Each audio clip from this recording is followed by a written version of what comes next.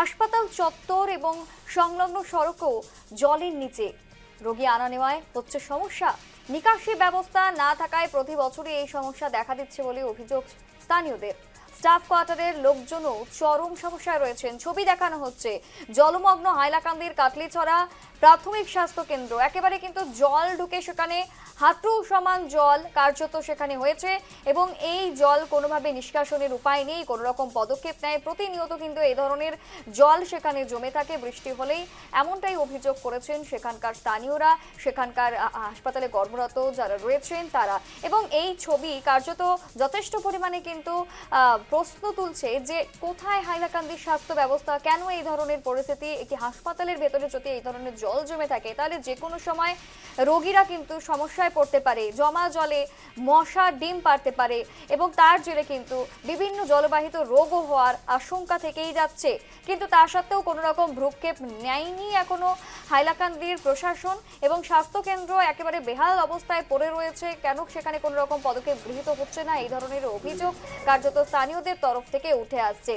জলমগ্ন হাইলাকান্দি কাটলিছড়ার প্রাথমিক স্বাস্থ্যকেন্দ্র, হাসপাতাল চত্বর এবং সংলগ্ন সড়কও এখন কিন্তু জলের নিচে। একেবারে কিন্তু এক কক্ষ থেকে অন্য কক্ষে কিন্তু রোগী নিয়ে আসা যাওয়া চরম সমস্যায়। ছবি দেখানো হচ্ছে যেখানে একেবারে হাঁটু সম জল এবং এই জল পেরিয়েই প্রতিনিয়ত কর্মক্ষেত্রে আসতে হচ্ছে হাসপাতালে যারা কাজ করছেন অর্থাৎ ডাক্তার, সেই সঙ্গে হাসপাতাল কর্তৃপক্ষের পাশাপাশি আরও একটি বিষয় যে রোগীরাও কার্যত এই জল পেরিয়েই একেবারে মাথায় রোগ নিয়ে তারা কিন্তু আসছেন চিকিৎসা পরিষেবা পেতে এবং তাতে করে তাদের কিন্তু রোগ সারানোর থেকে বেশি আরও অসুবিধার সম্মুখীন হতে হচ্ছে, এমনটাই কার্যত অভিযোগ। এবং এই অভিযোগ ঘিরেই রীতিমতো কিন্তু সরগরম এলাকা। ঠিক কবে এর প্রতিকার হবে, কবে তারা সুরাহা পাবেন, এখন সেদিকেই তাকিয়ে রয়েছেন তারা। ঠিক ও অভিযোগ উঠে আসছে তাদের, শুনুন।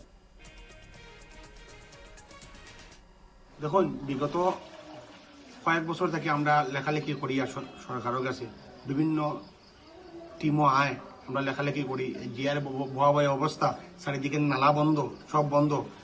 আশা করি এই সরকারে ভালো কাজ করব আর আমরা এই নরকযন্ত্র থেকে মুক্তি পাইব। কয়েকবার তো এটা আমরা জেম সাইন থাকতে একবার এটা ডেমালগেশনও হয়েছিল, আইয়া নির্ধারণ করা হয়েছিল, এরপরে কাজটা বন্ধ হয়েছিল না হয়ে গেছে। এই জেম সাইন স্যারও আসলাম, তারপরে কাজটা শুরু হয়েছিল আর কি। তো শুরু হওয়ার পরে হঠাৎ জানি না কিতা কারণে হঠাৎ বন্ধ হয়ে গেছে। আজকে যে দুরবস্থা কিতাব মানুষ যেমন সকাল থেকে পেশেন্টের কি ব্যবস্থা করা ডাক্তারের? সকাল থেকে পেশেন্টটা আমরা যারা একবারে মানে যাদের সেবা দেওয়া দরকার তারা সেবা দেওয়ার বাদ বাকি তারা সবাই আমরা আজুট করিয়া কইয়া আপনারা বাড়ির যাইন আর আমরা পরিষেবা দিতে পারি আর না, ওটাও আমরা কইয়া দেখেন না। নিচে যুগ আমি যে দাঁড়াইছি যে যুগ সাফল লাগে মনে দাঁড়ানি আমার ফাইভের যুগে ধরে গেছি। ধন্যবাদ।